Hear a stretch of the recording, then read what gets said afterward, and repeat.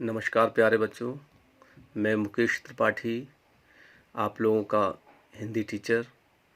ये class 8th की जो बुक है, इस बुक का नाम है नवीन पल्लव।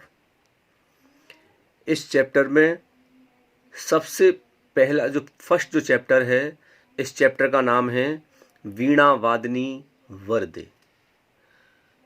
इस कविता को जो लिखा है वो लिखा है सूर्यकांत त्रिपाठी जी ने। इनका जो निराला एक शब्द लगाया इनके लिए टाइटल, सूर्यकांत त्रिपाठी निराला बोलते हैं इन्हें। तो बहुत अच्छी कविता है।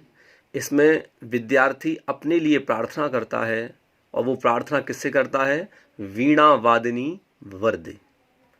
वीणा वादनी से प्रार्थना करता है। वीणा वादनी माने सरस्वती माँ से, जो ज्ञान की देवी है, उन देवी से अपने लिए प्रार्थना करता है, स्वयं के लिए प्रार्थना करता है कि हे माँ सरस्वती, हमें वर दो। तो ये वीणा वादनी वरदे बहुत अच्छी कविता है। इस कविता में कवि ने माँ सरस्वती से ये वर मांग रहा है। इसका सूक्ष्म रूप में पहले बताता हूँ, फिर समझाता हूँ कविता को। इस कविता में कवि माँ सरस्वती से ये वर मांग रहा है कि स्वतंत्र ध्वनि व अमरता के मंत्र से भारत को भर दें एवं अंधकार मिटाकर सर्वत्र प्रकाश ही प्रकाश कर दें। ये सूर्यकांत त्रिपाठी कवि हैं। उन्होंने इस कविता में पूरे भारत देश के लिए और भारत देश के जो बच्चे हैं उन बच्चों के लिए, विद्यार्थियों के लिए ये वरदान मांगा। तो सबसे पहली जो लाइन है कविता की वो है वरदे वीणा वादनी वरदे। वरदे वीणा वादनी वरदे। इसका अर्थ होता है कि हे माँ, हम भारत के नागरिकों को, हे माँ सरस्वती, हमें वरदान दीजिए। वीणा वादनी का मतलब होता है जो वीणा बजाने वाली देवी, वीणा को बजाने वाली। वीणा वादनी मतलब वीणा होता है जो वीणा माँ सरस्वती अपने हाथ में पकड़े हुए हैं। माँ सरस्वती अपने हाथ में जो पकड़े हुए हैं ये वीणा है। ये माँ सरस्वती जी का चित्र है। इस चित्र में जो पकड़े हुए जो बजाने वाली है इसे वीणा बोला जाता है। तो इसमें कवि ने बोला वरदे वीणा वादनी वरदे, कि हे सरस्वती, हे ज्ञान की देवी, वरदान दे। प्रिय स्वतंत्र रव अमृत मंत्र नव, प्रिय स्वतंत्र रव अमृत मंत्र नव, भारत में भर दे, भारत में भर दे। हे माँ, इसका अर्थ है हे माँ, हम भारत के नागरिकों में स्वतंत्रता की भावना का नव ज्ञान रूपी कल्याण भर दीजिए। हे माँ, हम भारत के नागरिकों में स्वतंत्रता की भावना का नव ज्ञान रूपी कल्याणकारी मंत्र भर दीजिए। ये इसका अर्थ है इस लाइन का। फिर है काट अंध उर के बंधन स्तर, काट अंध उर के बंधन स्तर, बहा जननी ज्योतिर्मय निर्झर। अंध उर हम लोग कहते हैं, अंध का मतलब होता है अंधेरा, और उर माने कहते हैं हृदय। तो अज्ञानपूर्ण हृदय, इसका अर्थ हो गया अज्ञानपूर्ण हृदय। तो काट अंध उर के बंधन स्तर, बहा जननी ज्योतिर्मय निर्झर। इसका अर्थ हे मां सरस्वती, हमारे अंधकार से व्याप्त हृदय के सारे बंधन, हृदय के सारे बंधन काट दीजिए और प्रकाश में ज्ञान की धारा को बहा दीजिए। ये इसका अर्थ है कि हमारे अंदर जो भी अंधकार है, जो काम का अंधकार, क्रोध का अंधकार, मोह का अंधकार जो हमारे अंदर व्याप्त है, उस व्याप्त अंधकार को मिटा करके जो सारे बंधन हैं, जो हम बंधे हुए हैं, अपनी उन्नति नहीं कर पा रहे हैं, उन सारे बंधनों को हटा करके ज्ञान में, प्रकाश में ज्ञान की ओर धारा बहा दीजिए। ये इसका अर्थ है। इसके बाद लाइन है कलुष भेद तम हर प्रकाश भर, कलुष भेद तम हर प्रकाश भर, जगमग जग कर दे, वरदे वीणा वादनी वरदे। इसका अर्थ है कलुष भेद, कलुष का मतलब होता है पाप। तम हर, तम का मतलब, तम का मैंने बताया अभी, तम का मतलब होता है अंधेरा, और हर का मतलब होता है हरण करने वाला, हरने वाला। तो कलुष भेद तम हर प्रकाश भर, जगमग जग कर दे। इसका अर्थ, हे मां सरस्वती, हमारे जितने भी पाप दोष अज्ञानता है उन्हें दूर करिए और हमारे जीवन को प्रकाशित करके जगमगा दीजिए। क्योंकि हमारे अज्ञान का, कभी कभी ज्ञानवान लोग भी अज्ञानता पूर्ण बात कर देते हैं, कहते हैं अरे मुझे पता ही नहीं चला, कैसे मैं ये भूल गया। तो ये सारी चीजें मैंने बताया इसमें, इस लाइन में, कलुष भेद तम हर, माने हमारी जो अज्ञान रूपी जो अंधकार है, उस अज्ञान रूपी अंधकार को तुरंत हटाएं। अज्ञानता है उन्हें दूर करें, उन पापों को दूर करें, उन पापों को। दूसरे की, पाप का मतलब क्या हो गया? पाप का मतलब हो गया दूसरे के प्रति सदैव बुरा सोचना, दूसरे का सदैव अहित सोचना, दूसरे के बारे में, मतलब दूसरे को की उन्नति को देखकर मन में ईर्ष्या का भाव आना, ये सारे पाप की वृत्ति बताई गई। तो कलुष भेद तम हर प्रकाश भर, जगमग जग कर दे, वर दे वीणा वादनी वर दे। हे मां सरस्वती, उन्हें दूर करिए और हमारे जीवन को प्रकाशित करके जगमगा दीजिए। वर दे वीणा वादनी वर दे, हे मां सरस्वती हमें वरदान दीजिए। इसके बाद में, नवगति नवलय ताल छंद नव, नवगति नवलय ताल छंद नव, नवल कंठ नव जलद मंद्र रव। इसका अर्थ है, देखो नव जो विशेषण है इसमें सब में लगाया हुआ है। नव, नवगति, नवलय, ये विशेषण है। विशेषण आप लोग जानते हो, किसी की विशेषता बताने वाले शब्दों को विशेषण कहा जाता है। तो ये नव शब्द है, सब में लगा दिया है इसमें। नवगति, नवलय, ताल छंद नव, नवल कंठ, नव जलद मंद्र रव, नव नव, ये सब नव जो लगा हुआ है ये विशेषण है, सब में लगाया हुआ है ये सारे पदों में। तो नवगति नवलय ताल छंद नव, नवल कंठ नव जलद मंद्र रव। तो इसका अर्थ है कि हे मां सरस्वती, हमारी जड़ता मिटाकर नई गति, जड़ता माने जो जड़ बुद्धि होती है उसे जड़ता कहा जाता है। कभी कभी बुद्धि काम करना बंद कर जाती है, सोचना बंद कर जाती है, खूब आता है, आने के बाद में भी हम सोच नहीं सकते, सोचने की शक्ति समाप्त हो जाती है, जड़ हो जाती है बुद्धि, क्या करें क्या नहीं करें, असमंजस में फंस जाते हैं, उसे कहते हैं जड़ बुद्धि। तो हे मां सरस्वती, हमारी जड़ता मिटाकर, नवगति नवलय ताल छंद नव, हे मां सरस्वती हमारी जड़ता मिटाकर नई गति, नवगति, नई गति बने नई गति प्रदान करें, नई तीव्रता प्रदान करें, नई लय प्रदान करें, नई ताल प्रदान करें, नई गीत प्रदान करें, नए गीत प्रदान करें, ताल छंद नव, और नवल कंठ, और नया कंठ, नया गला। कंठ का मतलब आप जानते हो, कंठ का मतलब गला होता है।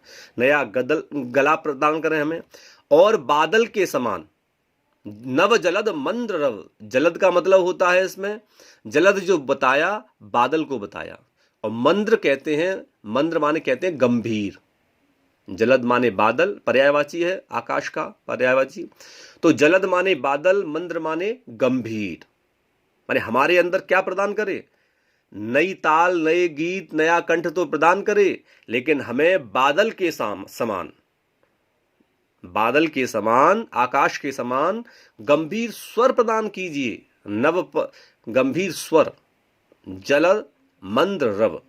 क्योंकि जब तक आपके अंदर गंभीरता नहीं आएगी तब तक आप कोई भी पाठ, कोई भी चैप्टर, कोई भी चीज आप अच्छी तरीके से याद ही नहीं कर सकते। याद करने के लिए क्या आनी चाहिए? हमारे अंदर गंभीरता। क्योंकि अगर हम कोई चैप्टर याद कर रहे हैं, कोई क्वेश्चन याद कर रहे हैं, कोई आंसर याद कर रहे हैं, उस आंसर को याद करने के लिए सबसे पहली चीज हमारे अंदर होनी चाहिए, वो होनी चाहिए गंभीरता। अगर आपका मन इधर पढ़ने में भी लगा हुआ है और पढ़ने के साथ साथ उधर भी दूसरी जगह भी लगा हुआ है, तो आप कभी मन लगा करके पढ़ नहीं सकते। इसलिए सबसे पहले जो आपके अंदर विद्यार्थी का जो लक्षण है उसके लक्षण के अनुसार आनी चाहिए गंभीरता, गांभीर्य। और वो बताया किसके समान बताया? इसमें बताया नवल कंठ नव जलद मंद्र रव, माने बादल के समान गंभीरता। बादल कैसा होता है? गंभीर स्वभाव का। ऐसे ही गंभीरता माने नया कंठ और बादल के समान गंभीर स्वर प्रदान कीजिए। गंभीर स्वर, गंभीर आवाज। स्वर का मतलब आवाज। आवाज माने बोलना। सबसे पहले विद्यार्थी को एक जो सबसे मुख्य संस्कार है वो है गंभीरता, गांभीर्य अपने अंदर लाए। दूसरी चीज है गंभीरता के साथ साथ वाणी में भी गंभीरता लाए। बोलने से पहले सोचना चाहिए, विचारना चाहिए, तब जाकर के उसे बोलना चाहिए। बिना विचारे जो करे सो पाछे पछताए, काम बिगाड़े आपनो जग में होत हंसाए। इसलिए गंभीरता हमारी वाणी में नहीं है तो वो गांभीर्य वो विद्यार्थी का अच्छा लक्षण नहीं माना जा सकता। इसलिए ये बताया इसमें नवल कंठ नव जलद मंद्र रव, हमारे अंदर क्या आए? कंठ और बादल के समान गंभीर स्वर प्रदान कीजिए। इसके बाद में नव नभ के नव विहग वृंद को नव पर नव स्वर दे। नव नभ, नव नभ, इसमें इसका अर्थ है कि हे मां सरस्वती, नव नव नभ, नभ का मतलब आकाश हो गया। विहग वृंद बताया पक्षी गण, पक्षियों का जो समूह होता है उसे पक्षी गण बोला जाता है। तो नव नभ के नव विहग वृंद को नव पर नव स्वर दे। तो इसका अर्थ है हे मां सरस्वती, नई ऊंचाइयों तक विचरण करने वाले नए नए पंछियों को नई उड़ान की शक्ति और नए स्वर दीजिए। वर दे वीणा वादनी वर दे, हे मां सरस्वती हमें वरदान दीजिए। ये एक विद्यार्थी ने ये प्रार्थना करी। देखो इस चित्र में भी एक विद्यार्थी है, एक छात्र है, एक छात्रा है। ये मां सरस्वती से जो ज्ञान की देवी है उनसे बस यही प्रार्थना कर रही है कि हे मां सरस्वती हमें वरदान दीजिए। क्यों? मां वरदान ज्ञान की देवी है। ज्ञान की देवी से वरदान मांगने से हमें ज्ञान मिलता है, ज्ञान प्राप्त होता है। और ज्ञान प्राप्त होगा तो आप अपनी आकांक्षाओं की, अपनी जो एम बना रखा है और उस एम की आप पूर्ति कर सकते हैं। इसलिए ये सब चीज बहुत आवश्यक है। इसके बाद में इस चैप्टर का मैं आप लोगों को क्वेश्चन आंसर बताता हूं। मैं आप लोगों को इस चैप्टर में क्वेश्चन आंसर जो बताए हैं, सबसे पहले जो बताया इसमें वो बताया मौखिक प्रश्न है, मौखिक के बाद लघु उत्तरीय है। मौखिक माने पूछे जाने वाले। अब लघु उत्तरीय प्रश्न है। सबसे पहले बताया इसमें कविता में किससे वर मांगा गया है। तो किससे वर मांगा गया है? वरदान किससे मांगा गया है? मां सरस्वती से। तो इसका आंसर हो जाएगा कविता में मां सरस्वती से वर मांगा गया है। बादलों का रव कैसा है? रव का मतलब होता है ध्वनि। तो आपको लिखना पड़ेगा बादलों का रव गंभीर है। भारत में क्या भरने की कामना की गई है? तो भारत में अमरता के मंत्र भरने की कामना की गई है। कवि नव स्वर किसे देना चाहता है? किसे देना चाहता है? हमारे इस भारत को। क्योंकि इस भारत में जब नव स्वर आ जाएंगे तो हमारे इस भारत की तरक्की होगी और उन्नति होगी। तो कवि नवस्वर भारत को देना चाहता है। इसके बाद में दीर्घ उत्तरीय प्रश्न हैं, बड़े प्रश्न हैं। लघु उत्तरीय माने छोटे और दीर्घ उत्तरीय माने बड़े। तो इसमें दिया जग को किस प्रकार जगमग किया जा सकता है। तो देखो मैंने लिखा इसमें, कवि कहता है हे देवी, आप ज्ञान ज्योति से संसार में व्याप्त अज्ञान रूपी अंधकार को हटा दो और पाप आदि दुर्गुणों से रहित इस संसार को नए प्रकाश से जगमग कर दो। ये इसका आंसर है। कविता में प्रयुक्त नव विशेषण के विशेष्य पदों को लिखिए। अभी मैंने आप लोगों को बताया नव शब्द कई बार आया, नव विशेषण। तो इसके जो पद हैं वो हैं, सबसे पहला अमृत मंत्र, कौमा लगा देना, गति, जलद मंद्र, नव नभ, नव विहग वृंद, नव पर और नव स्वर। ये इसके विशेषण पद हैं। नव पर नव स्वर दे का आशय स्पष्ट कीजिए। तो आपको लिखना है कि उक्त पंक्ति का आशय है हमारी गति नवीन पक्षी गण के समान इस प्रकाशवान आकाश में नए विचार रूपी पंखों के सहारे दूर दूर तक उड़ान भरें तथा हमें एक नया स्वर प्राप्त हो। इसके बाद 4th क्वेश्चन है, कविता में भारत के लिए कौन सा वरदान मांगा गया है। तो आपको लिखना है, कविता में कवि ने भारत के लिए यह वरदान मांगा है कि हे मां सरस्वती, स्वतंत्र ध्वनि व अमरता के मंत्र से भारत को भर दें एवं अंधकार मिटाकर सर्वत्र प्रकाश ही प्रकाश कर दें। इसके बाद सुमेलित कीजिए। सुमेलित माने मिलाना है। तो विहग वृंद है, स्वतंत्र रव है, अमृत मंत्र है, और अंध, अंध क्या है, अंध है उर, अंध उर, और बंधन, बंधन है स्तर, और कलुष, कलुष का मतलब पाप बताया, कलुष भेद। तो ये आप लोगों की क्लास 8th की मैंने आप लोगों को कविता सुनाई जो सूर्यकांत त्रिपाठी निराला जी की कविता थी। इस कविता बहुत अच्छी कविता है। इसमें माँ सरस्वती से भारत के लिए अज्ञान रूपी अंधेरे से हमें ज्ञान रूपी प्रकाश की ओर अग्रसर होना है। ये पूरी प्रार्थना इसमें मैंने आप लोगों को समझाया। आप लोग इसे ध्यान से सुने, समझें और इसको याद भी करें। क्वेश्चन आंसर मैंने बता दिए हैं। सूर्यकांत त्रिपाठी जी का जो जन्म था वो सन 1896 में हुआ और इनकी जो मृत्यु सन 1961 में इनकी मृत्यु हुई। तो सूर्यकांत त्रिपाठी निराला बहुत अच्छे कवि हुए। इन्होंने भारत के ऊपर हमारे इस देश के साहित्य, देश को बड़ा अच्छा साहित्य, अद्भुत साहित्य प्रदान किया है। आप लोग ध्यान दें। तो आप लोग इस चैप्टर को अच्छी तरह समझ लिया होगा। घर में रहें, सुरक्षित रहें। धन्यवाद।